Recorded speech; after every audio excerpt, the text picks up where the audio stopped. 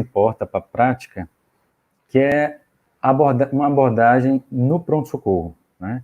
Que aspectos no pronto-socorro são importantes de serem avaliados para que você tenha uma maior acurácia no diagnóstico, né? Não se perca um paciente com AVC, nem que se deixe de fazer uma manobra para reabilitar o paciente e ter uma qualidade, melhora dos sintomas ainda no pronto-socorro. Bom, então, o tema é basicamente introdução às tonturas, né? Da anamnese ao exame físico. A gente sabe que ainda hoje a anamnese, o exame físico é fundamento para se chegar a um diagnóstico. Ainda a inteligência artificial, os métodos complementares ainda não foram suficientes para substituir a propedêutica clássica. Bom, tamanha a importância do tema que 4% das visitas gerais no pronto-socorro são devidas à tontura, e 12% das queixas neurológicas do pronto-socorro são tontura. Só perde para cefaleia e para déficit focal, seja no protocolo AVC ou não, né? E ganha, inclusive, de crise epiléptica, né? Veja quanto é importante. 1/3 das tonturas nas emergências são doenças graves, seja doenças clínicas, como bradicardia, hipotensão, anemia, sangramento agudo, como também doenças neurológicas, AVCs, né, lesões de fossa posterior, enfim, coisas potencialmente graves. E, pasmem, 1/4 de todas as tonturas do pronto-socorro são liberadas sem diagnóstico específico. Tá? E daí vocês podem entender o quanto nós, neurologistas que estamos na ponta, né, quando recebemos o paciente uma segunda ou terceira vez, vimos pacientes que muitas vezes foram liberados sem um correto diagnóstico, sem manejo adequado, né, muitas vezes pacientes com AVC que não foram adequadamente manejados. A gente vai destrinchar aqui algumas coisas a serem feitas para evitar diagnóstico errôneo no pronto-socorro. Bom, então, aqui é mais ou menos o roteiro da aula. A gente só não vai falar das manobras de posicionamento, que isso aqui seria tema de uma aula toda, tá? Mas a gente vai focar na anamnese e no exame físico, tá? É importante entender que, assim, a principal etapa, né, a primeira etapa na abordagem da tontura é, lógico, você deixar a pessoa descrever da forma como ela entende ser o sintoma dela, mas muitas vezes isso não se torna suficiente, mesmo que você tente ouvir o máximo, né, espera ouvir o máximo que você puder e tenta estimular, mas é necessário você, de certa forma, colocar o paciente na parede, perguntar, veja, existem 3 tipos de tontura, eu vou descrever os 3 tipos de tontura, e você vai me dizer qual dos 3 parece mais com o que você sente. Tá? Isso é importante para que a gente alinhe 3 grandes vias de diagnóstico no pensamento, raciocínio diagnóstico. Tá? O primeiro tipo roda como se estivesse no redemoinho, um carrossel, um furacão. O segundo tipo oscila como se estivesse num barco no mar, flutuando para cima, para baixo, para cima, para baixo. E o terceiro tipo não roda, nem oscila, é um mal-estar diferente. Quando a gente abre essa discussão para esse tipo de abordagem, a gente passa a entender, então, se nas tonturas rotatórias, ou seja, as vertiginosas, né, tem aí lesões periféricas, né, seja neurite vestibular, vertigem posicional paroxística benigna, que é a sigla para VPPB, Meniere, né, ou doença ou síndrome de Meniere, AVC de fossa posterior, ou lesão expansiva de fossa posterior. Nas tonturas oscilatórias, geralmente você tem ou uma lesão periférica bilateral, e por isso fica oscilando para um lado para o outro. O paciente, às vezes, tem uma doença neurológica mesmo, um parkinsonismo, um transtorno de marcha, e por isso ele fica oscilando. Ou, em boa parte das vezes, ele tem sintomas fóbicos ou ansiosos, tá? Lembrar que um paciente com vertigem, seja no começo, quando ela é leve, seja no fim, quando ela já está melhorando, o paciente pode, por vezes, referir que ela seja oscilando. Então, geralmente, a gente engloba as rotatórias e as oscilatórias no mesmo fluxograma, ou no fluxograma parecido. Interessante perceber que a não rotatória e não oscilatória geralmente aponta para sintomas sintomas clínicos, né? Seja queda de pressão, né, hipotensão, anemia, bradicardia, transtornos relacionados a medicações, né? Insuficiência renal, insuficiência hepática, arritmia, enfim, é necessário aí no pronto-socorro a gente descartar coisas graves e potencialmente letais. O segundo quesito a se perguntar na propedêutica é qual é o tempo de instalação e a duração do episódio. É importante entender qual é a diferença disso. Veja, se o paciente fala assim, eu estou há uma semana com tontura, né? Tá, mas quanto tempo dura a crise quando ela vem? Não, ela dura segundos, né? Então, ou seja, a duração do episódio é diferente do tempo em que o mal-estar surgiu. E é importante a gente destrinchar a duração do mal-estar, né, de quanto que veio do mal-estar, e a duração da crise quando ela ataca. Tá? A respeito disso, a gente tem, então, as tonturas que se manifestam com ataques de segundos a minutos de duração, aí faz você pensar em vertigem posicional paroxística benigna, a gente vai comentar um pouquinho sobre isso. Em paroxismia vestibular, que é quando tem um contato do nervo com o vaso, com o oitavo nervo com os vasos. Fístula perilinfática, quando tem uma comunicação na perilinfa com o oitavo nervo. Em duração um pouco mais prolongada, de horas, tem a fóbica, doença, ou síndrome de Menier, acidente isquêmico transitório ou vertigem enxaquecosa, também chamada migrânia vestibular. Bom, agora ao contrário, se ele fala que tem uma semana, ou tem 3 dias de tontura, ou tem algumas horas de tontura, mas ela está contínua, sem parar, mesmo em repouso, eu tenho tontura. Aí você entra num contexto que se chama crise única de vertigem prolongada, né? É quando o paciente, mesmo deitado, parado, ele continua tendo tontura, né? Ao contrário do que seria na VPPB, nessas outras ocasiões em que o paciente parado, deitado, ele não tem tontura, né?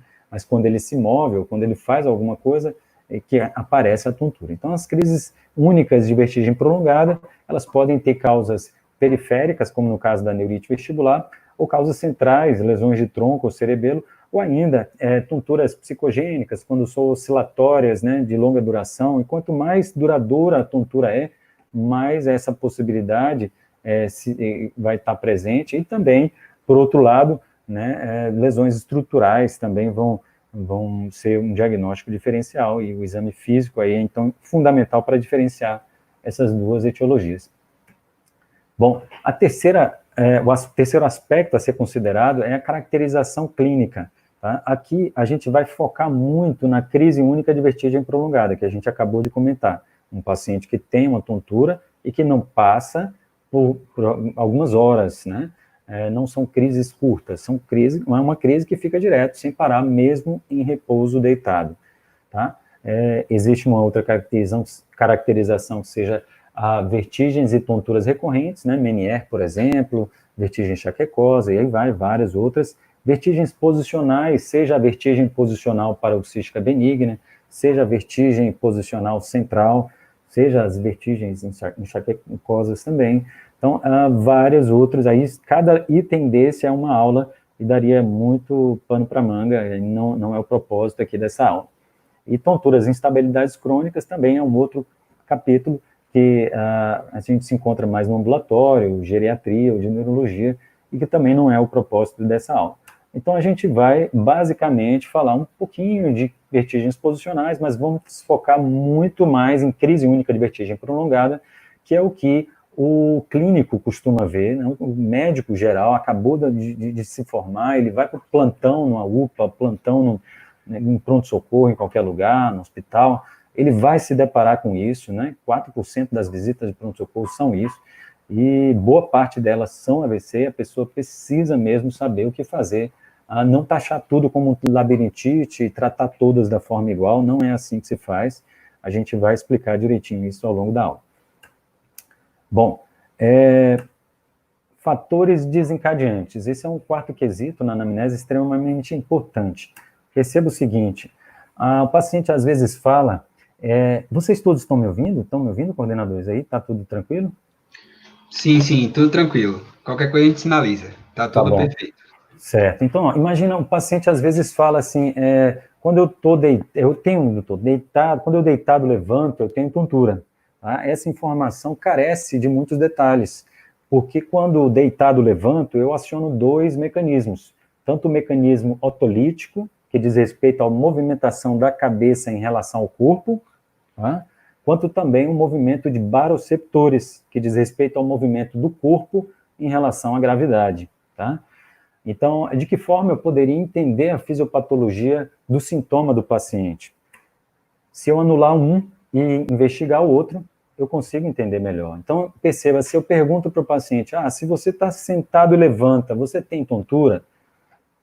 Nessa condição, a cabeça em relação ao corpo está estável, né? Ou seja, o sistema otolítico não muda aqui, mas o sistema de baroceptores foi acionado, ou seja, o corpo em relação à gravidade foi acionado, né?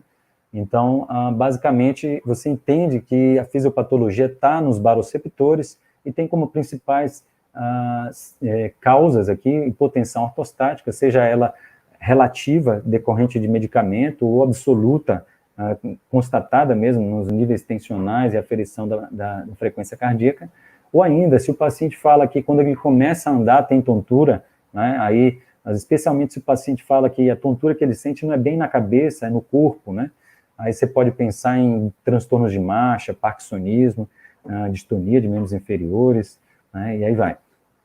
Mas, ao contrário, se o paciente fala assim, deitado, quando ele deitado vira a cabeça para um lado para o outro, o que acontece? A gente está acionando o sistema otolítico, né? Então, a cabeça em relação ao corpo está sendo mudada, mas o corpo em relação à gravidade está estável, né?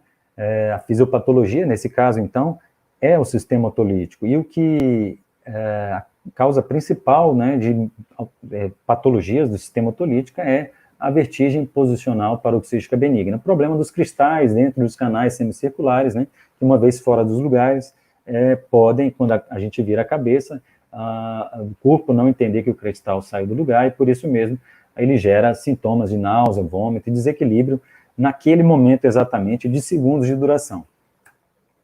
Bom, então, de fatores desencadeantes, movimentos rápidos da cabeça, né, como a gente acabou de comentar, seja para um lado específico, ou para cima, ou para baixo, diz respeito àquele canal semicircular específico, o qual está sendo acionado.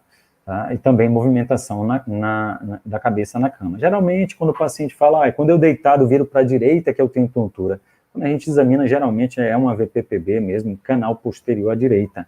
Né? Tem uma certa correspondência em boa parte dos casos. Bom, por outro lado, se o paciente fala assim, olha, se eu deitado parado, mesmo deitado parado eu tenho tontura, tá? Então isso não se trata de uma vertigem posicional, se trata, como a gente já comentou, de uma crise única de vertigem prolongada, e aí o fluxograma é diferente, tá? Mas se o paciente fala que toda vez que se deita para a direita, já há anos ele tem tontura, né? Não aconteceu durante uma semana, é mais provável que ele tenha aí uma vertigem posicional central, tá? E especialmente se ele já não tem muito sintoma de náusea, vômito, ele só tem uma tonturinha, né? E se observa no exame físico um nistagmo que não é o nistagmo da VPPB, tá? Isso aí é motivo de outra aula. Fatores desencadeantes, muitas vezes o paciente fala que tem aquela tontura oscilatória, né, de duração variável, independente de posição ou de postura, ou seja, não tem aquela fisiopatologia de baroceptor, nem tem aquela fisiopatologia de sistema otolítico, né, e aí quando você pergunta, ele fala também, não, às vezes multidão, lugar fechado, quando sob estresse, vem essa tontura, né, às vezes dura segundos, às vezes dura minutos, às vezes dura horas, ou seja, não tem um padrão pré-definido, né? Isso faz a gente pensar muito fortemente em tontura relacionada a fator psicogênico, ansiedade, ou mesmo a um estresse fóbico de um problema orgânico prévio, né? Seja tontura ou não. Bom, se o paciente tem também movimentos de valsalva, tossir, espirrar, defecar, urinar, né? A gente entende que a fístula fica mais propensa a acontecer naquele momento. Naturalmente, acontece a crise vertiginosa nesse momento. Também existe um sinal específico de fístula perilinfática, que é quando ele ouve um barulho forte, né, o chamado sinal de Túlio, um barulho forte desencadeando a tontura, também isso é comum na fístula perilinfática. Se o paciente tem tontura imediatamente após um traumatismo craniano, é mais provável que ele tenha desenvolvido uma VPPV, porque aquele canal semicircular mexeu naquele momento do trauma. Mas, ao contrário, se um traumatismo craniano foi grave, um capotamento, e anos depois o paciente desenvolveu uma tontura que não passa, especialmente relacionada a valsalva, o movimento, ou sons altos, aí já a hipótese de fístula perilinfática se torna mais comum, né, pelo próprio trauma ter desencadeado aquela fístula, geralmente um traumatismo craniano grave. Bom, se o paciente tem uma crise única de vertigem prolongada e você observa sinais e sintomas no exame físico de neurite vestibular, habitualmente a gente consegue pegar, na boa parte das vezes, que nos 15 dias anteriores ao início dos sintomas, ele teve lá um sintoma respiratório de vias aéreas superiores, denotando que talvez uma infecção viral das vias aéreas precedessem, né, a instalação daquele vírus no nervo vestibular, causando a neurite vestibular. Tá? Bom, sintomas associados. O paciente fala, às vezes, na neurite vestibular e também na síndrome de Meniere, uma sensação de ouvido tampado, como se um ouvido estivesse cheio, né? Habitualmente, isso não está presente nas síndromes centrais, mas nas periféricas. O paciente fala quando tem um zumbido, perda auditiva, né, especialmente se esse zumbido e a perda auditiva não vem de uma hora para outra, vem vindo ao longo de dias, né, a pensar muito fortemente em síndrome de Meniere, né, que é a hidropsia endolinfática, né, é quando a endolinfa ali no labirinto se incha, né, e aí causa os sintomas vestibulares. E também cocleares, né, porque está naquela estrutura ali pertinho da cóclea. Ao contrário, se o paciente tem um zumbido e uma hipoacusia de uma hora para outra, de repente, a gente vai falar isso aqui mais à frente, é mais provável que esse paciente tenha tido um infarto na artéria labiríntica, que é ramo da artéria cerebelar antero-inferior. A gente vai comentar isso aqui um pouquinho mais na frente. Só um dado interessante é que a via auditiva, ela é cruzada pelo menos 3 vezes, tá?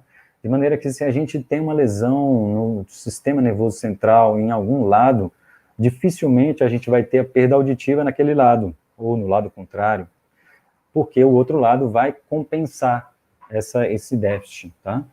Então, geralmente, as síndromes vestibulares centrais não têm sintomas auditivos, exatamente porque essas vias se interconectam, né, e fazem a neuroplasticidade espontânea. E o contraponto também é verdade, né? As síndromes vestibulares centrais, bom, só explicando melhor ainda isso aqui, as síndromes vestibulares centrais, elas não têm sintomas auditivos, mas tem uma exceção, né, que eu falei que ia falar, o AVC de artéria cerebelar antero-inferior, tá? Então, assim, existem 3 artérias que irrigam aqui o cerebelo, né, artéria cerebelosa superior, artéria cerebelosa antero-inferior e a posterior-inferior, tá? Essa antero-inferior, ela irriga um pouco a parte anterior do cerebelo, tá? E um ramo dela, que é a artéria labiríntica, que vai irrigar tanto o labirinto, tá, quanto a cóclea, o sistema coclear quanto o sistema labiríntico. Então, vai dar surdez súbita, né, além de sintomas vestibulares, tontura, náusea, vômito, desequilíbrio, mas perceba que essa artéria labiríntica é rama de uma artéria grande, a AICA, que vem da basilar, e naturalmente o paciente vai ter também outros sinais e sintomas de tronco, tá? De bulbo ou de ponte, né? Por exemplo, uma perda sensitiva, tá? Um nistagmo diferente, né? Uma perda motora de um lado do corpo, isso a gente vai comentar um pouquinho mais à frente.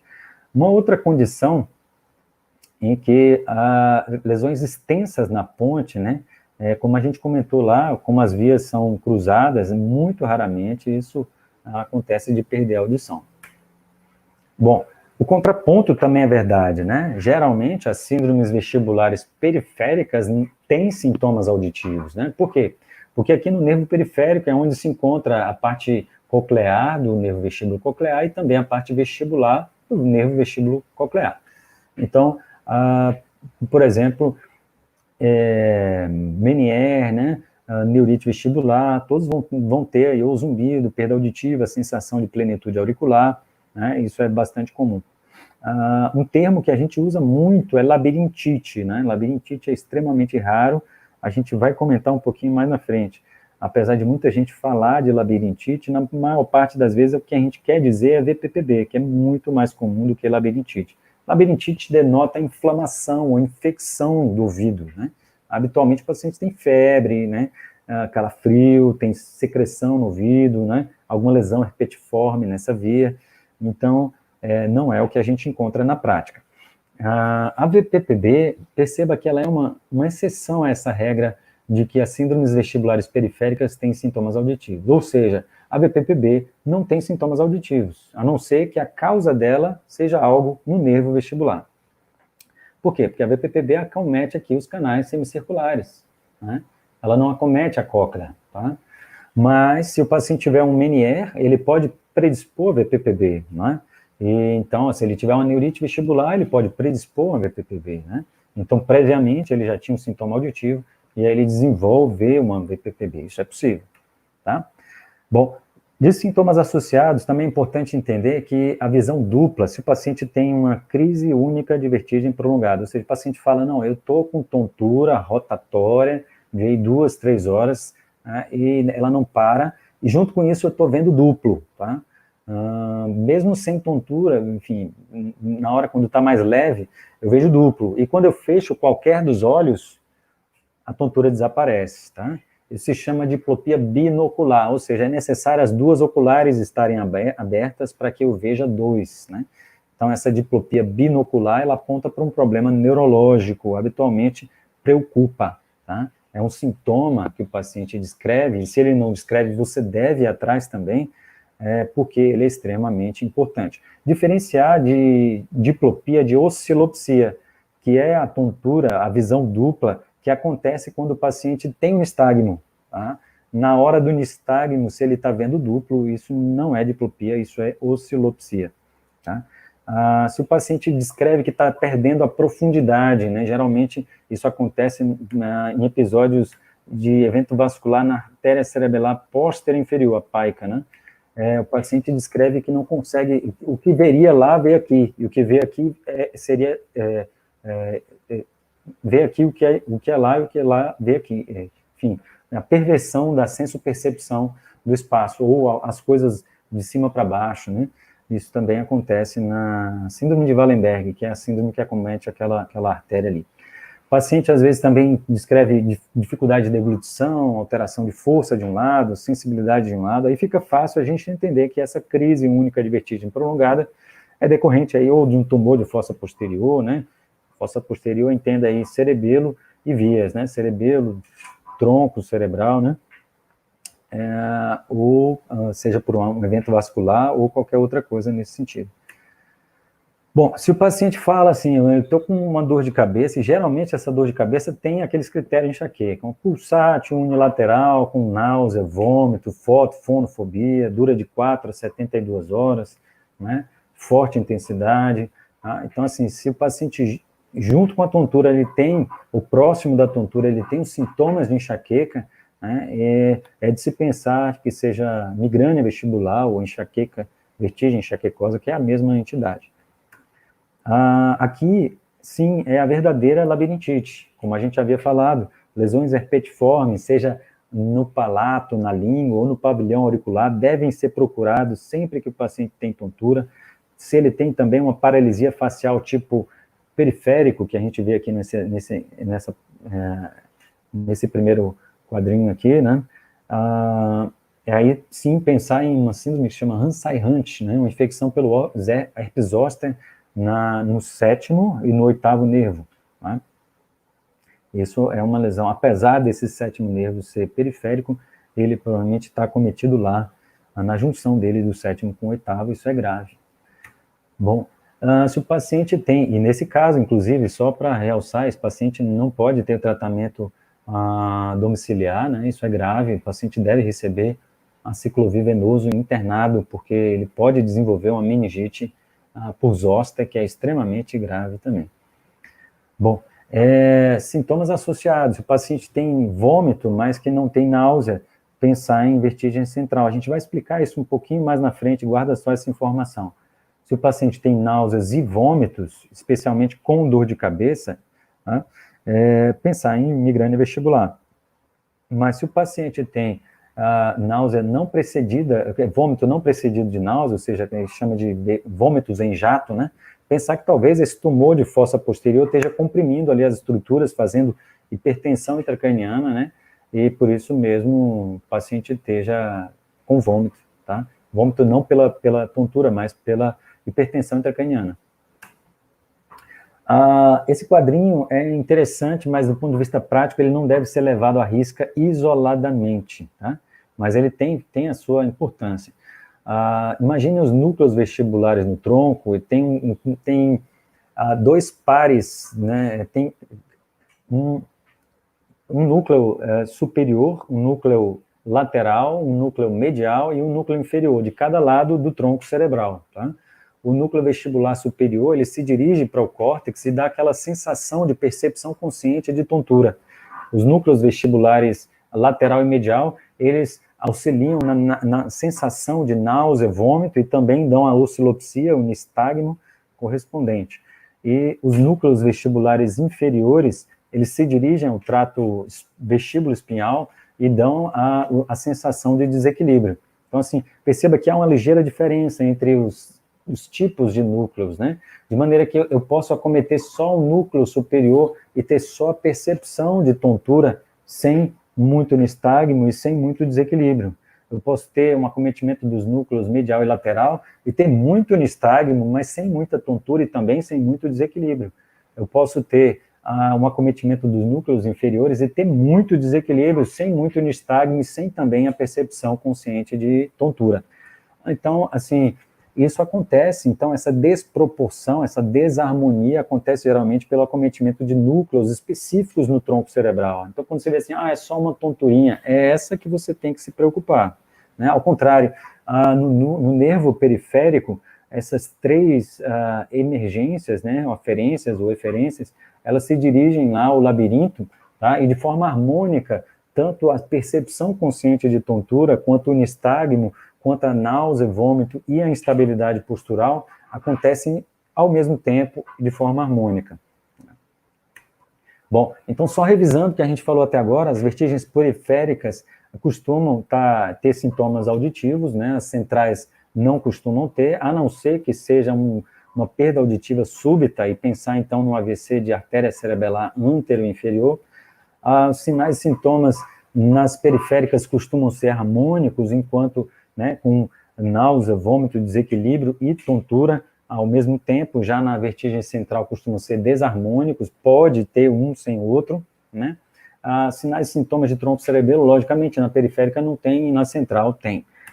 Bom, assim, a gente completa a anamnese, agora a gente vai passar para um apanhado breve do exame físico geral e depois para o neurológico. Bom, até mais importante do que o restante da aula, do ponto de vista prático, é claro, um exame físico bem detalhado para observar se não tem anemia, ver se não teve um sangramento, ver se não tem aí uma bradicardia, um bloqueio atrioventricular, né? Hipovolemia, seja por remédio, vasodilatador, né? Desautonomia no parkinsoniano, uso de medicação, proteção ortostática medicamentosa ou não, né?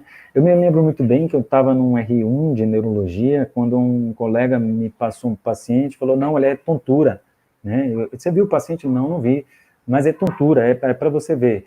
Tá bom. Aí quando eu fui ver, o paciente estava pálido, né? A frequência cardíaca de 30, né? Pedi para ele deitar, fizemos um eletro, tinha um BAVT, né? O paciente teve que ser colocado no marca-passo. Efetivamente não era uma patologia neurológica, mas todo neurologista e todo clínico geral, enfim, todo médico precisa saber bem que a grande maioria das tonturas no pronto-socorro não são mesmo neurológicas, e a gente deve atentar para todos esses detalhes, não só na anamnese, como no exame físico.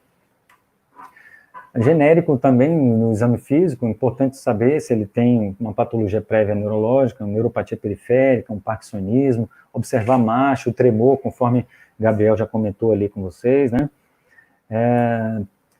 Agora tem uma armadilha aqui que todos devem estar muito atentos. Eu vou ler com vocês aqui, olha, vertigem pode ocorrer como sintoma isolado na doença cerebrovascular, ou seja, sem fraqueza, sem adormecimento, sem visão dupla, sem desequilíbrio, sem alteração de fala, sem qualquer outro sintoma neurológico, e digo mais, sem qualquer sinal neurológico ao exame físico, neurológico, seja geral, exame físico geral.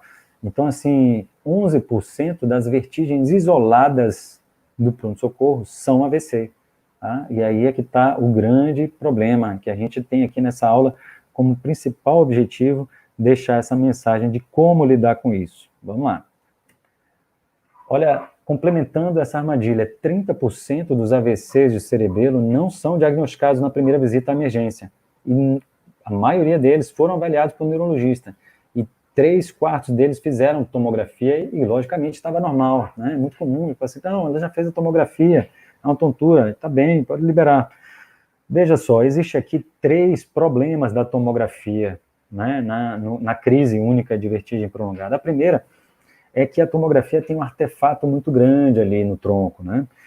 O osso temporal fica muito perto do cerebelo, de maneira que qualquer alteração ali naquela estrutura do cerebelo, do tronco, fica difícil de ser avaliada, até mesmo por um radiologista experiente. É uma questão de dificuldade técnica do método diagnóstico, né? Isso em qualquer lugar, pode ser mais perfeita a tomografia, maior número de canais, isso sempre vai existir.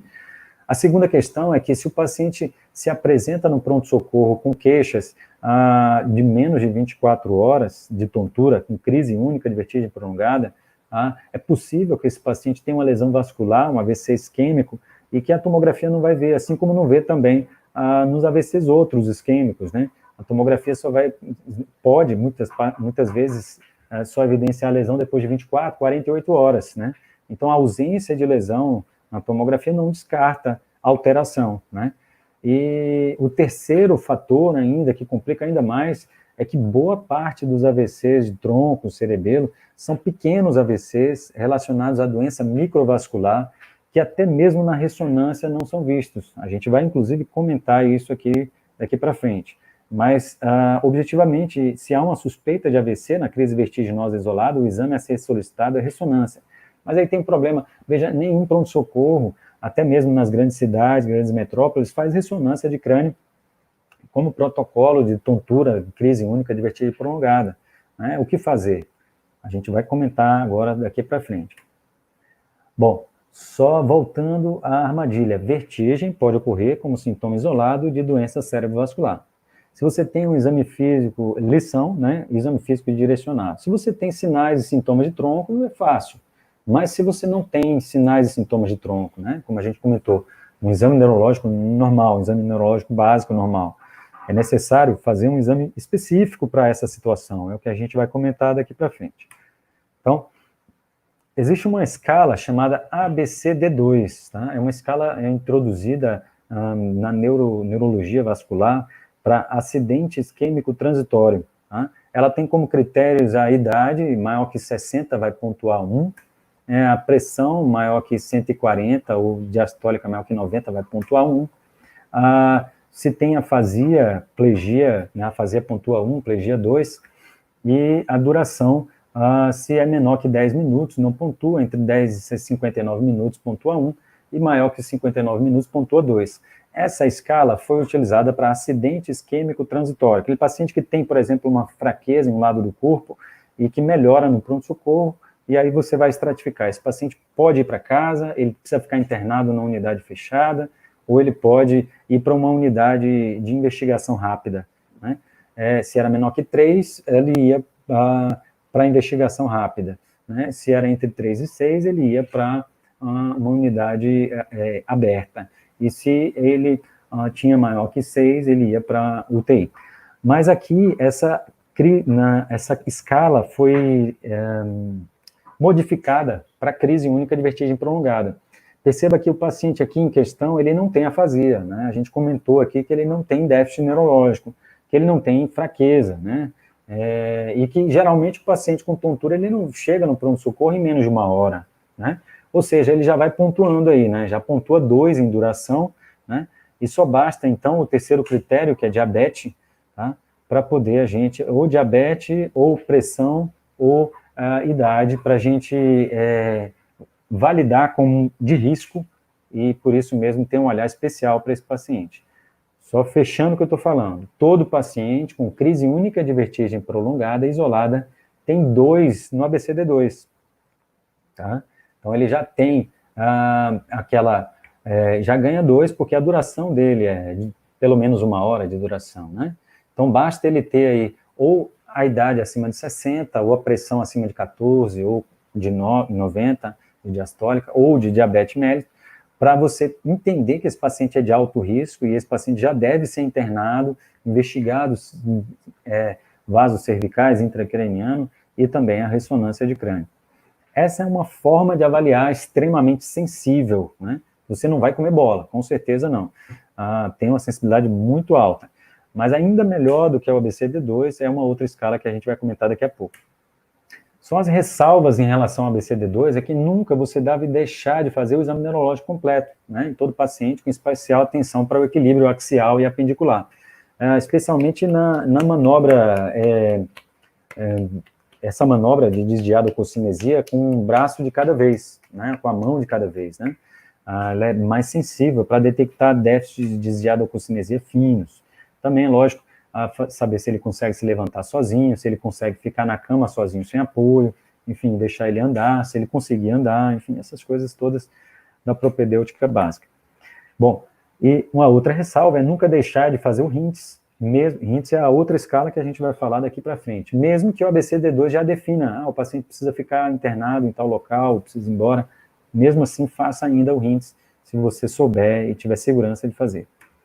A terceira é nunca deixar também de fazer as manobras de posicionamento. A gente aqui nessa aula não vai falar das manobras de posicionamento, porque senão ia tornar a aula muito enfadonha, grande. Mas ela deve ser feita, né, as manobras de Dixal-Pike, ou Dixal-Pike modificada, também chamada manobras de posicionamento lateral, para o diagnóstico de VPPB, ou vertigem posicional central. Mesmo que também o ABCD2 e o RINTS já definam a conduta.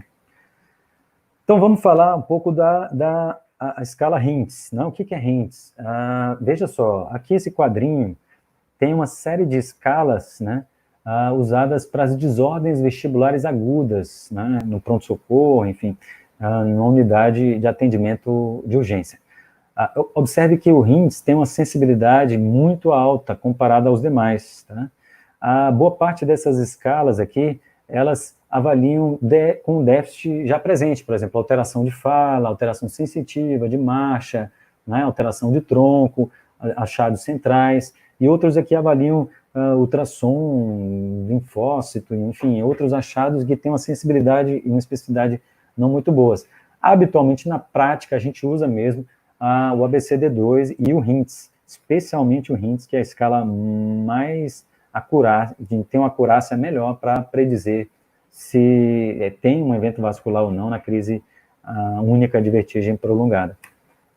Bom, o que é o RINTS, então? Ela foi uma escala já usada por muito tempo e validada, inclusive, nesse artigo aqui, para uso no pronto-socorro, com uma sensibilidade altíssima, que a gente vai mostrar aqui no slide seguinte, em que a gente avalia 3 quesitos, né, naqueles pacientes que têm tontura sem parar, mesmo quando parado em repouso. Ela não vale para quando você suspeita de VPPB, tá? Não vale para aquelas tonturas posicionais. Entenda que se o paciente tem uma crise única de vertigem prolongada, natural que quando ele na cama se vire, piora a tontura. Isso tudo bem.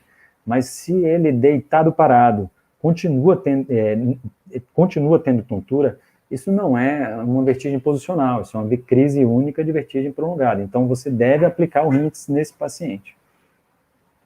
O primeiro critério é o Head Impulse Test, também chamada reflexo vestíbulo ocular, né, o VOR, né, é um reflexo em que habitualmente o paciente fica olhando para o seu nariz, né? Tanto ele quanto o teste de skill, o teste atestado, o paciente fica olhando para o seu nariz e você vira a cabeça.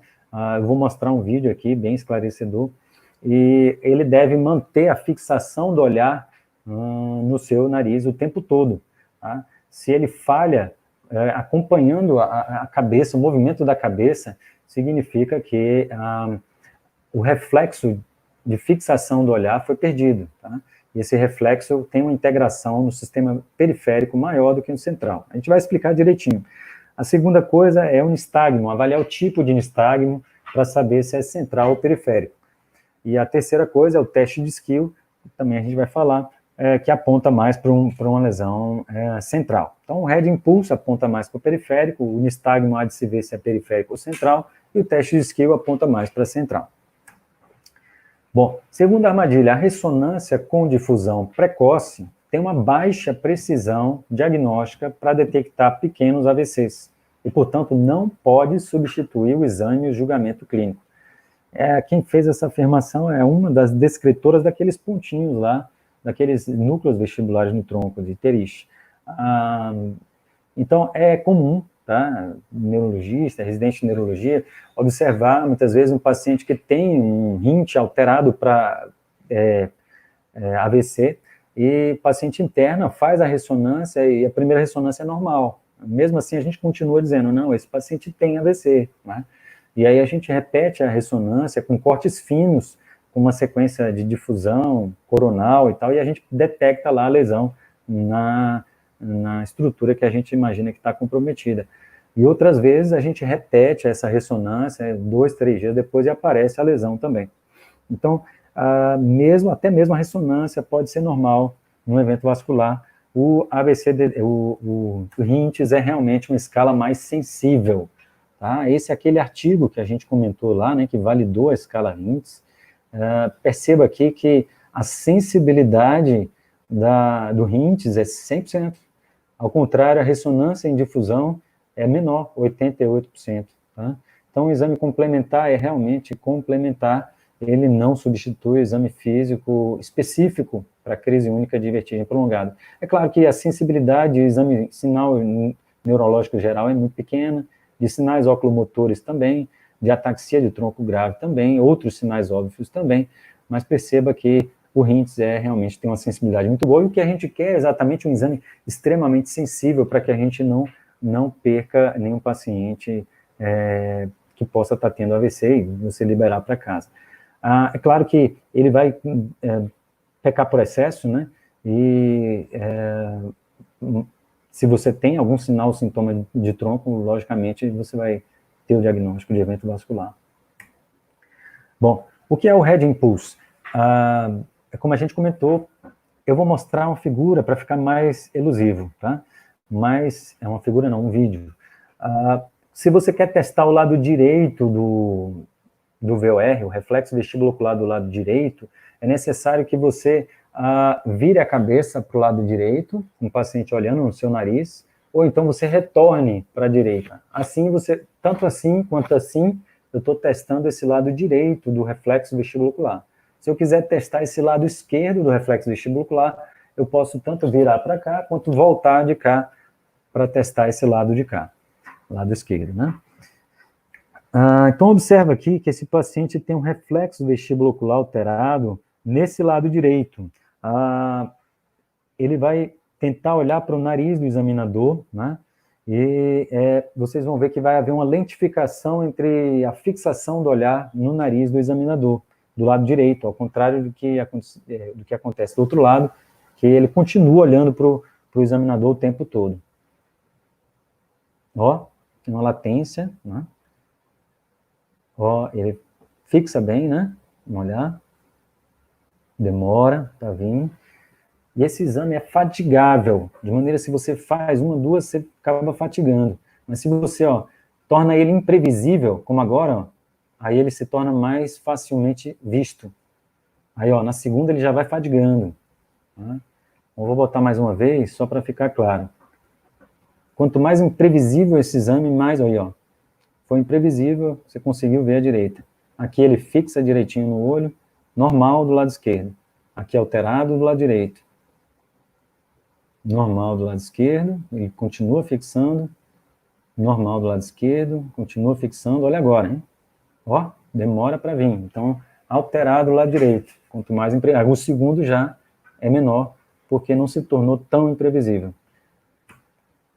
Observe esse aqui, um reflexo do vestíbulo ocular alterado do outro lado esquerdo. Ó, alterado ali. Normal. Alterado aqui. Normal. Pronto, agora aqui, perceba então que a via do reflexo do vestíbulo ocular tem 3 neurônios. Tem um primeiro que vem do vestíbulo coclear, faz sinapse nos núcleos vestibulares, e dali eles vão para os núcleos oculomotor e abducente do outro lado do tronco, e que essa sinapse é pequena dentro do tronco, e a maior circuitaria vem dos núcleos do tronco cerebral até os músculos oculomotores, né? Então, é um nervo periférico aqui vestibular e também que vai para a movimentação ocular. Então, de maneira que o VOR alterado geralmente se dá por uma lesão periférica. Já o VOR normal faz a gente crer que isso possa ser central, né? Então, esse dado é extremamente importante. É o primeiro item do RIMS, de Head Impulse, o reflexo vestíbulo ocular. Perceba aqui um reflexo vestíbulo ocular alterado dos dois lados. O paciente que tem um reflexo vestíbulo ocular, ele pode ter cronicamente, como uma sequela mesmo, tá? E aí, habitualmente, esses pacientes fica mais difícil, quando ele tem uma crise única de vertigem prolongada, você entender se isso é um evento novo ou antigo, né? Você tem que também aliar a outros dados que a gente vai comentar mais adiante. Alterado aqui, ó, lentifica para fixar, lentifica para fixar, lentifica para fixar, lentifica para fixar. Então, tem um VOR dos dois lados, né, alterado. Bom, é possível um paciente ter um VOR alterado e estar tendo uma vertigem central? Como a gente comentou, o paciente tendo um VOR crônico, né, ele pode estar tendo uma lesão nova no tronco, e aquele VOR que a gente está vendo alterado é de uma coisa antiga, não presente. Por outro lado, também o paciente pode ter uma lesão grande aqui na aferência do nervo vestibular, tá? Pegando parte do tronco. Né? Nesse caso, ele vai ter aí uma ataxia, vai ter um nistagmo tipo central, enfim, vai ter outros dados no exame físico também. Observe aqui um VOR alterado à direita. Esse paciente tem também um nistagmo para a esquerda. Para a esquerda. Alterado aí.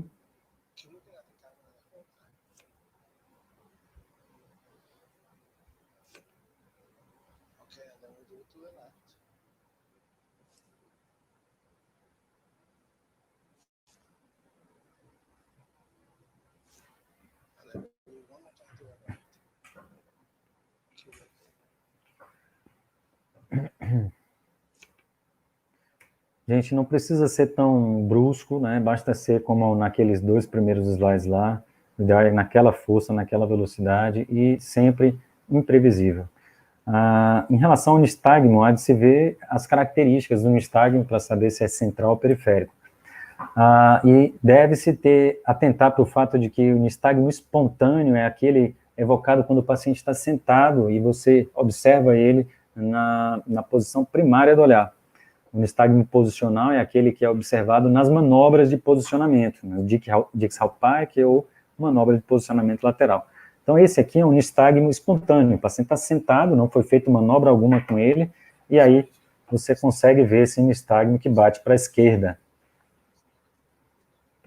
Só um minuto, é interessantíssimo que a gente avalie essas vênulas da esclera, tá?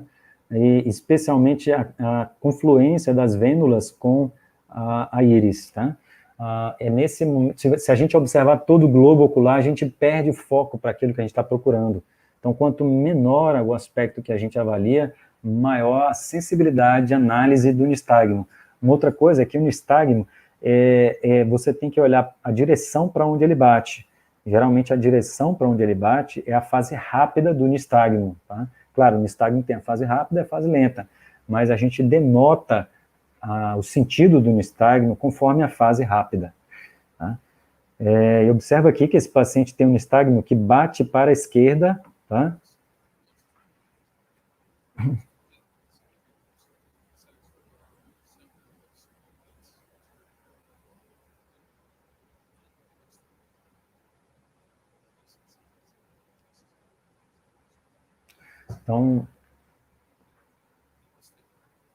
Então ele está falando que é um achado muito típico da neurite vestibular, né? A lei de Alexander é um nistagmo unilateral que bate para a esquerda com gradação. A gente vai explicar isso aqui mais adiante. Esse aqui é um nistagmo posicional. Perceba, o paciente está sem sintoma e sem nistagmo na posição primária, mas quando ela faz aqui o Dixal-Pike para a esquerda, vai aparecer o nistagmo. Não tem, mas aí vai vindo, vai vindo, vai vindo, vai vindo, ela vai começando a ter sintoma, e aí o nistagmo bate no sentido cefálico e para a esquerda. E aí vai melhorando, melhorando, melhorando, a paciente melhora também os sintomas, não é? E aí fica tudo bem. Então, esses 2 slides era basicamente para mostrar para vocês a diferença entre o nistagmo espontâneo e o nistagmo posicional. Esse aqui posicional e o prévio espontâneo. Então, agora vamos falar um pouquinho melhor do nistagmo horizontal tipo periférico. Observa aqui como se tivesse, então, 2 turbinas. A turbina da direita, que move o tônus vestibular para a esquerda, e a turbina da esquerda, que move o tônus vestibular para a direita. Tá? Esse paciente, vamos ver aqui para que lado que ele faz. Ele tem um nistagmo que bate para a esquerda, tá? Opa. Então, se você tem aqui um tônus vestibular da direita comprometido, tá? Natural que esse tônus da esquerda prepondere, tá? E por isso mesmo, a força de fixação do olhar, quando ele estiver olhando para cá, vai ser pequena, mas aí vai ser maior quando estiver olhando aqui para frente, e maior ainda quando estiver olhando distante do local acometido, tá? Então, o nistagmo é exatamente a força que o organismo faz na tentativa de vencer o desbalanço do tônus vestibular na tentativa de fixação do olhar. Então, quanto mais distante da lesão, maior vai ser o nistagmo, tá? Então, é um nistagmo que a gente chama de unidirecional, ele bate para um lado só, né? Ele vai ter que ter uma força de vencer aqui pequena, aqui moderada e aqui mais ainda. Então, unidirecional com gradação, tá? Observe, então, esse nistagmo aqui que bate para a esquerda e tem gradação. Ele é forte para o lado esquerdo, mais ou menos para frente, e bem menor ainda quando olha para a direita.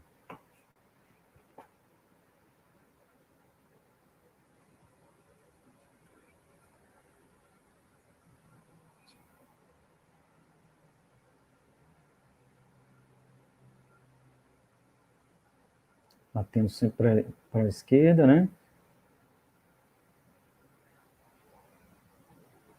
Você vê que mesmo olhando para a direita, ele bate para a esquerda, né? Menor intensidade, maior um pouquinho, maior ainda. Mesmo que ele olhe para cima, ainda continua batendo para a esquerda. Então, esse é um nistagmo horizontal tipo periférico. Mas há também como ter um nistagmo horizontal não periférico, tipo central. Como seria, então? Se acaso o paciente olha para a direita, ele bate para a direita, olha para a esquerda, ele bate para a esquerda, não tem aquela fisiopatologia de desbalanço do tônus vestibular, mas tem uma desorganização do tônus bilateral. Então, habitualmente, essa é a fisiopatologia de um nistagmo tipo central. Observe aqui como é que é o caso.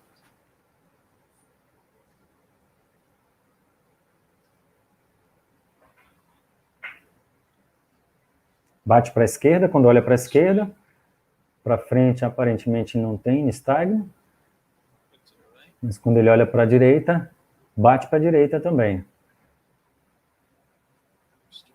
Ou seja, é um nistagmo que é evocado pelo local para onde ele olha, evocado pelo olhar, né? Um nistagmo horizontal, não unidirecional. Não é correto dizer bidirecional, né? Mas nistagmo evocado pelo olhar é um termo mais usado para esse caso. Também é possível o paciente ter um nistagmo pendular na posição primária do olhar. Nesse caso, é um nistagmo tipo central também. Tipo, batendo assim, como se fosse uma bola de basquete. Pêndulo, né? Certo. Ou então, o paciente na posição primária do olhar, é importantíssimo focar isso, não foi na manobra de posicionamento, ele já apresenta um nistagmo torsional. Olha aqui.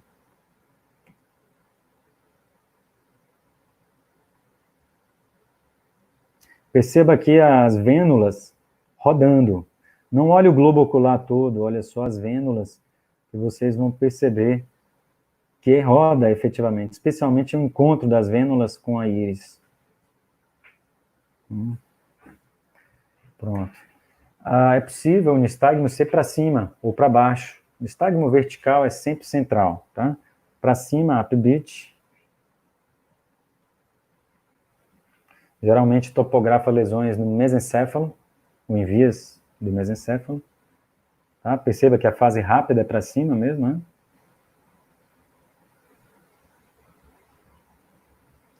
Ou nistagmo downbeat, habitualmente síndrome de Arnold-Chiari, né? Quando tem a compressão do cerebelo ali na medula, no bulbo. Né? Perceba que a fase rápida é para baixo. O nistagmo downbeat também é central. Também pode acontecer no Wernicke, encefalopatia de Wernicke. Bom, então vamos fazer só um apanhado geral do que a gente comentou até agora. O nistagmo horizontal, o horizontal, né, é periférico, o rotatório puro, vertical, seja para cima ou para baixo, ou rotatório puro, central.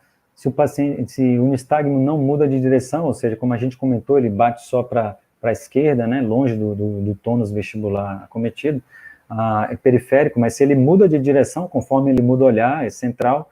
Se ele tem gradação, ou seja, ele é maior quanto mais distante da lesão, é o periférico. Se ele não tem gradação, é o central. Existem outros quesitos que a gente não comentou aqui, é que se você pedir para ele fixar o olhar, o nistagmo vai baixando no periférico, porque as vias centrais vão anular aquela fixação do olhar. Já ao contrário, no paciente com nistagmo central, como aquela via que está comprometida, o nistagmo pode até piorar quando com a fixação, né? A fisiopatologia do nistagmo periférico é habitualmente somente o desbalanço do tônus vestibular, mas na central, além do desbalanço do tônus vestibular, pode haver um movimento, uma motricidade ocular extrínseca alterada, ou ainda uma interação entre a motricidade ocular e o tônus vestibular, um quesito que a gente chama de desvio esquio, é o que a gente vai comentar agora. É o terceiro item da regra, da dica, né, do americano, hint, dica, o STS, de Test of Skill, ou também chamado Cover-Uncover Test. Como a gente comentou, o head impulse positivo aponta para periférico, o nistagmo há de se ver se central ou periférico, e o teste de skill aponta para central, né? Se ele presente é central, se ele é ausente não dá para saber se central ou periférico. Você tem que avaliar os outros quesitos. Assim como o head impulse, ele também é testado olhando na ponta do nariz do examinador, tá? E você vai cobrir e descobrir os olhos, tá? E é necessário olhar primeiro para um olho coberto e descoberto, e depois para o outro olho coberto e descoberto, para poder entender o movimento vertical do olhar. É natural que tenhamos, todos nós, fisiologicamente, um movimento horizontal do olhar, do reflexo da acomodação e convergência, mas não é natural que se tenha esse movimento para cima e para baixo, como gangorra. Se ele está presente, é um teste de skill positivo, aponta para uma lesão central.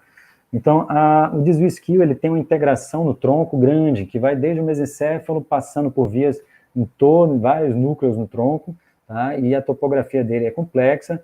habitualmente, se você tem um desvio isquio com olho hipertrópico, deve ser no mesencéfalo do lado, nesse caso aqui, no mesencéfalo do lado direito, ou no bulbo do lado esquerdo, né? Aqui também no bulbo do lado esquerdo, ou no mesencéfalo do lado direito. Enfim, desvio isquio é central, porque a via de integração ela é primariamente no tronco cerebral.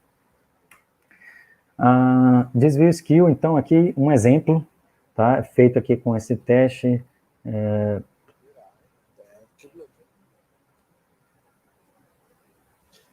Sees a right hypertropia and a left hypertropia. The other point is that his Horner syndrome seems to be more clearly defined. Se vocês perceberam aqui, esse olho direito dele geralmente fica mais para baixo e quando descobre ele sobe, e o olho esquerdo geralmente fica um pouco mais para cima e quando descobre ele desce. Vou botar mais uma vez, vai ter outro vídeo também para esclarecer melhor. Observe primeiro o olho aqui, esse olho aqui primeiro. Ó. Sobe. Agora o outro aqui. Baixa. Baixa. Baixa. Né? Bom, tem um outro exemplo aqui que fica mais claro, que é habitualmente o que a gente faz no pronto-socorro. A iluminação aqui eu acho que fica mais visível. Ó, sobe aqui, desce aqui, sobe aqui, desce aqui, sobe aqui. Então, como uma gangorra, né? Aqui, nem precisa muito examinar, né? Dá para ver que aqui o olho esquerdo dele está para cima, o olho direito para baixo, né? E ele tem também, é claro, se você fizer o teste skill, vai ter mesmo alterado, e além disso ele tem um nistagmo evocado pelo olhar. Imagine, esse paciente com uma crise única de vertigem prolongada no pronto-socorro, já de olho assim, a gente já percebe que é um paciente que deva ter uma atenção especial, né? E provavelmente internar e investigar. Se isso não for crônico, for bem agudo. Observa aqui.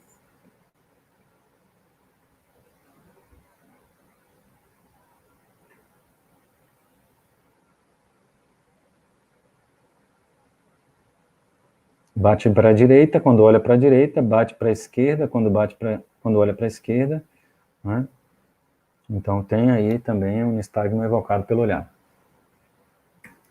Bom, a gente falou então do Head Impulse, do nistagmo, do teste de skill. A gente então comentou a dica principal no exame físico à beira-leito de uma crise única de vertigem prolongada.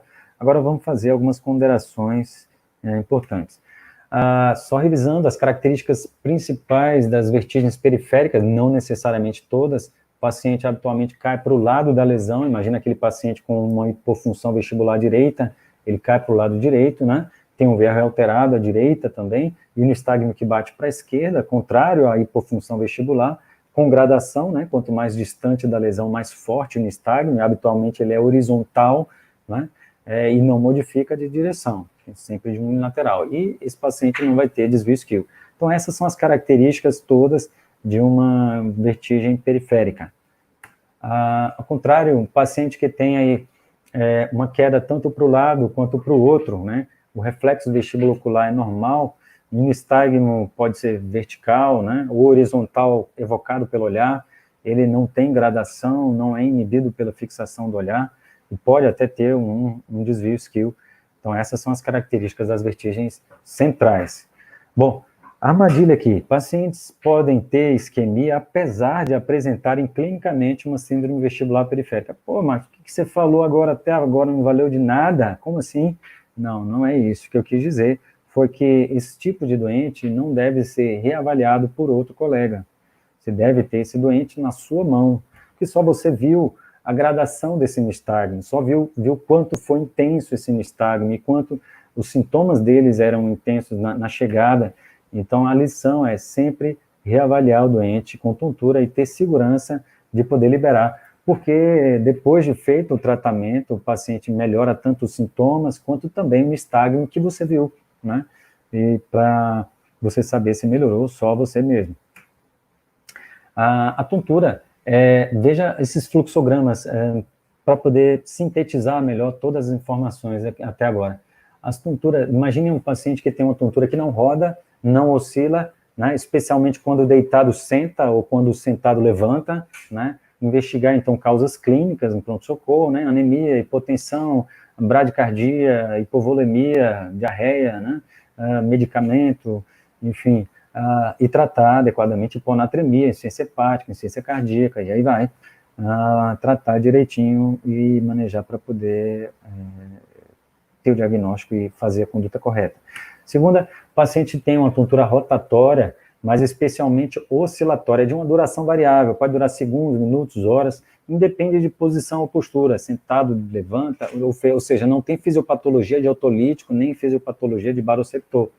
Mas tem, assim, quando movimentos fechados, ambiente fechado, multidão, né, esse paciente provavelmente tem aí um componente de ansiedade. É interessante mesmo fazer um ansiolítico no pronto-socorro, reavaliar esse paciente, claro, não deixar nunca de examinar completamente esse doente, ouvir muito bem, para poder ter segurança de que não tem outra coisa escondida aí. Se não tiver, um ansiolítico cai bem, o paciente estando bem, você pode liberar com tranquilidade. Mas o paciente que tem uma tontura rotatória, né, que dura segundos, mas é só que não tem quando ele está deitado parado, só tem quando o deitado se mexe para um lado ou quando olha para cima ou olha para baixo. Tá? Diagnóstico aí clínico é de VPPB, basta você fazer as manobras, você tendo um nistagmo típico, faz com que você trate aquele canal acometido e por isso possa liberar a paciente com segurança. Agora, ao contrário, se o paciente tem uma tontura rotatória contínua, tá? Mais de 2 horas de duração, né? Entra no ABCD2, um critério 1 a mais, você já vai se preocupar, né? Basta ele ter idade acima de 60 anos, a pressão maior que 14/9, ou diabetes, para que você interne o paciente, investigue com estudo de vasos e ressonância de crânio. Habitualmente, esse paciente deve ser alocado num protocolo AVC, se o hospital, a instituição tiver essa disponibilidade, para um neurologista avaliar, inclusive, trombólise, trombectomia mecânica, que é um tempo um pouquinho mais estendido do que aqueles de AVC de circulação anterior, né? A artéria cerebral média, enfim, esse aqui é vértebro basilar, é uma atenção um pouquinho diferenciada. E seria ideal que o neurologista visse esse doente o quanto breve.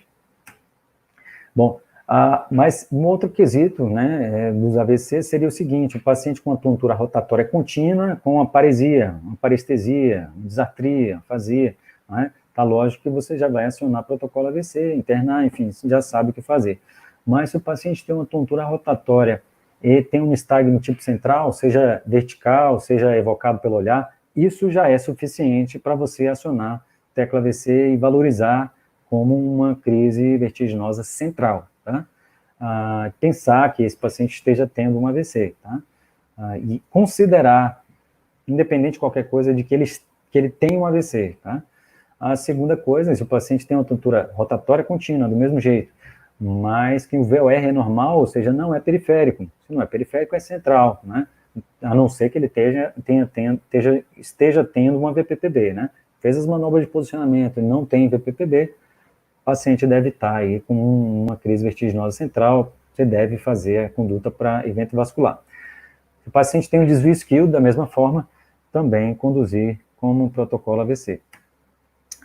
Agora, se o paciente tem uma tontura rotatória contínua, com ou sem sintomas otológicos, zumbido, plenitude auricular, um nistagmo horizontal, unilateral, com gradação, reflexo vestibulocular alterado contralateral, o ideal é que você faça um corticoide, decadron, metilprednisolona, coisa assim, um estabilizador labiríntico, como o Dramin, tá? Meia a 1 hora depois, o paciente vai estar bem melhor dos sintomas, né, e ele vai também estar melhor do nistagmo. Você vai estar com esse paciente na mão, tranquilo, para poder liberar ele para casa. Pelo RINTS, você garante que esse paciente pode ir para casa, porque ele, pelo RINTS, é periférico, tá? Mas, se esse paciente ainda assim está sintomático, especialmente para que melhore os sintomas, ele deve ser internado, tá? Não necessariamente para investigar, mas isso é possível também de acontecer, uma vez que ele não está refratário às medidas clínicas, né?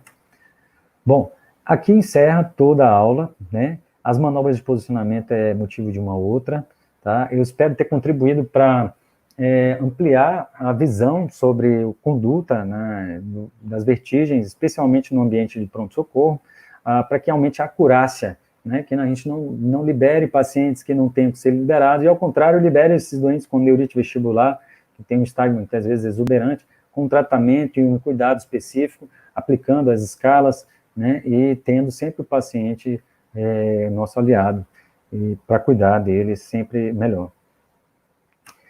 Bom, era isso que eu tinha a falar. Muito obrigado pela atenção. Espero ter contribuído aí para o engrandecimento de todos. Sim, doutor. Quem agradece é a gente. A Alaban agradece enormemente pela presença do senhor. Os comentários também foram de que a aula foi excelente, mais uma aula muito boa, profissional muito, muito bom.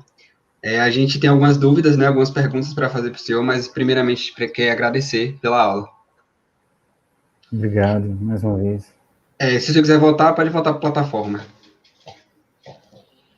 Certo, pronto. Pronto, vamos fazer algumas perguntas que o pessoal deixou lá na descrição, nos comentários do YouTube. Certo. Vamos para a primeira pergunta. A síndrome de Menier, a descompressão do saco endolinfático é efetiva para sintomas de vertigem? Assim, esse é um tratamento de exceção, né?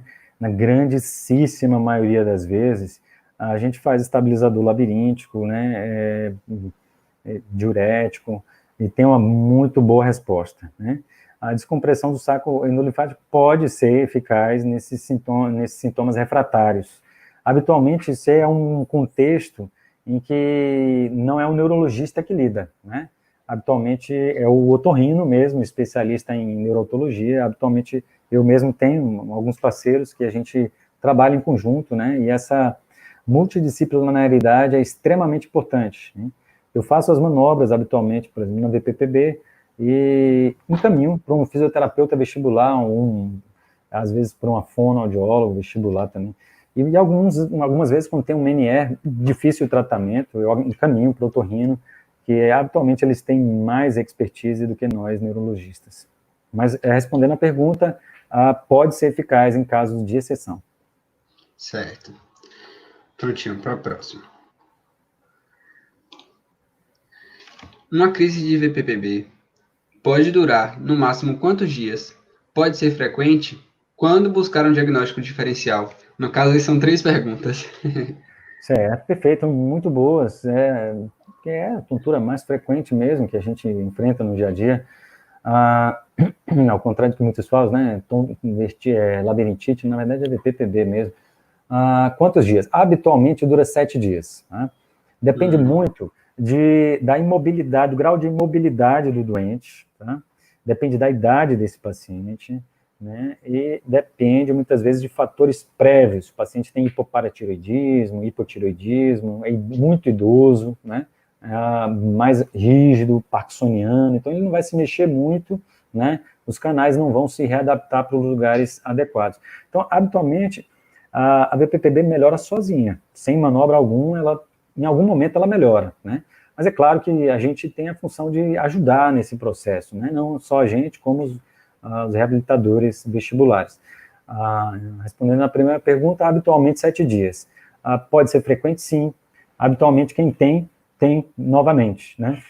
Os fatores desencadeantes costumam ser ou traumatismo craniano, né, como a gente comentou, que mobiliza ali, ou degeneração dos cristais ao longo da vida, os idosos têm mais predisposição a ter isso também. Osteoporose, paciente que tem osteoporose, habitualmente tem, como a fisiopatologia da osteoporose seria a degeneração dos canais de cálcio, né, nos ossos, também os canais de cálcio dos otólitos sofrem pela osteoporose, e por isso mesmo esses pacientes têm mais risco de queda e são mais idosos, imagina, e tem maior risco de fratura e imobilidade. Então esse B de benigna aí da VPPB talvez não seja assim tão B, né? Então sim, é uma das informações que a gente costuma inclusive falar para os doentes, né? O quanto importante eles valorizarem essa tontura, quanto mais cedo eles valorizarem, e buscar um diagnóstico diferencial, buscar o neurologista, o otorrino, né? Fisioterapeuta reabilitador já conhece o paciente, para poder ter certeza de que é aquele canal e tratar adequadamente para aquele canal, para não só ter o sintoma minorado, né, o quanto antes, mas especialmente evitar consequências potencialmente deletérias de imobilidade, fratura, e aí vai. Certinho, doutor. Show. Diagnóstico diferencial, só um minutinho. Diagnóstico diferencial também pode ser de vertigens posicionais centrais, né? O paciente pode ter uma tontura posicional, também síndrome de vertigem enxaquecosa também pode ter um componente postural, né? Então, tem algumas características do nistagmo, que a gente mostrou, inclusive, naquele vídeo ali, que são típicas da VPPB. Se, por exemplo, o paciente tem um nistagmo que bate para baixo, quando faz aquela manobra, não é o que a gente encontra. Se o paciente, quando deitado para a esquerda, ele bate para o outro lado também, né? Enfim, esse diagnóstico diferencial é sempre importante quando a gente observa o nistagmo que bate de forma diferente, quando o paciente tem sintoma mesmo em repouso, né? Enfim, tem vários outros quesitos que é só uma outra aula aí. Certinho. Vamos só para você fazer mais duas para a gente encerrar. Tá bom. Bom, podemos usar o tempo da vestígio prolongada para basear uma trombólise? No caso, às 4 horas e meia. Acho que é uma pergunta bem interessante. Perfeito, muito bem. Tem vários estudos demonstrando que AVCs de fossa posterior, a trombólise pode até ser mais estendida, mais do que 4 horas e meia, sabe? 6 horas, sabe? Há estudos até 12 horas, mas assim, isso não é bem embasado na literatura, não. São estudos de casos ainda sem embasamento forte. O fato é que, quanto antes, logicamente, maior o êxito, a chance de êxito, não só para trombólise, mas para trombectomia mecânica também, tá? Então, assim, perceba que a escala do NIH, ela só considera 2 para lesões de tronco, né? Ataxia, né? A não ser que você tenha aí também uma restrição do olhar, você pode pontuar mais 2, se ele tiver uma deficiência no item 2 da escala do NIH, uma deficiência do olhar. Então, assim, o paciente pode ter uma lesão de tronco até razoavelmente grande, importante, potencialmente perigosa, com capacidade, mas que pontua baixo na escala do NIH, né? Então, nós neurologistas olhamos com muita ressalva a escala do NIH nos pacientes com AVC de fossa posterior. Por isso que eu falo que é sempre importante o neurologista estar presente nas crises únicas de vertigem prolongada, que muitas vezes ali você tem uma trombose de basilar, um topo de basilar. O paciente fez uma trombose na basilar, mas ainda está tendo uma reperfusão, porque ele tem umas colaterais boas. Se você deixar aquilo ali, ele fecha tudo, e aí o estrago está feito, né? Então, quanto antes a gente puder ter esse diagnóstico, fazer uma angiotomografia arterial, poder fazer, talvez, tanto trombólise quanto também trombectomia mecânica, né? Já presenciei alguns casos desses, a gente praticamente salvou a vida do paciente, né? Ele poderia ficar acamado, tetraplégico, dependente de ventilador, e a gente conseguiu resgatar com esse diagnóstico precoce, a conduta do colega de acionar o quanto antes, né? De ter percepção de que a crise vertigem prolongada pode ser grave, assim, e que pode ter um cuidado especial para o bem do doente, né? Ótimo. A última pergunta, acho que ela é bem interessante também, foi até uma das nossas ligantes que está assistindo a aula, ela teve essa dúvida, que acho que é bem foco da nossa aula. Por que a ação dos bloqueadores do canal de cálcio são usados no tratamento das vestibulopatias? O senhor até relacionou algumas coisas com relação à osteoporose e os canais de cálcio. Isso, assim, a gente não usa muito na prática isso, né? Habitualmente, esses bloqueadores de canal de cálcio não são muito eficazes, né? A gente costuma usar mais a beticina, né, na síndrome de Meniere. Esses outros bloqueadores de canais de cálcio, eles têm uma ação curta, né? Habitualmente, e um outro detalhe importantíssimo também é que o uso de medicações nas vestibulopatias, especialmente nas vestibulopatias periféricas, pode atrapalhar a reabilitação, né? Isso é especialmente relatado pelo pessoal que faz muito reabilitação vestibular. Imagine uma pista com buraco, aí você coloca areia lá no buraco, tudo bem, o próximo caminhão que passar não vai cair no buraco, né? Mas se cair uma chuvinha ali, volta tudo, né? Então, assim, o bloqueador de canal de cálcio e outros estabilizadores labirínticos, eles têm uma função ali de minorar o problema, mas eles dificultam a compensação. Existem alguns mecanismos, isso é motivo também de outra aula, existe um mecanismo de adaptação, né, do tronco cerebral e neuroplasticidade, em que é importante mesmo ter um desbalanço do tônus vestibular para que outros mecanismos façam compensar esse desbalanço e equalização. Tá? Se a gente apaga isso com um bloqueador, uma vez que a gente suspender, ele vai ficar desbalanceado, vai ficar meio que dependente do medicamento, e o quanto antes ele puder fazer a reabilitação sem medicamento, melhor. Né? Então, assim, a gente na prática, quem lida mesmo com vertigem, costuma evitar meclizina, betichina na crise única de vertigem prolongada, quando a gente pensa que é Meniere, habitualmente a gente deixa, ou também com a neurite vestibular, quando a gente tem a dúvida se é neurite vestibular ou Meniere também, mas meclin e tal, a gente evita, porque ele tem uma função muito rápida, ele logo perde o efeito e dificulta a reabilitação. O TPD também, não deve usar, né, estabilizador labiríntico, porque o tratamento é fisioterapia vestibular, não é medicamentoso. A não ser que o paciente não consiga fazer qualquer coisa, nenhuma manobra, nem nada, o que é bem raro. Habitualmente, se você tem paciência, segurança, você consegue convencer e fazer a manobra direitinho. Prontinho então, doutor. Eu acho que por hoje é só. A gente agradece enormemente pela presença do senhor, o convite. Clarinha quer falar alguma coisa?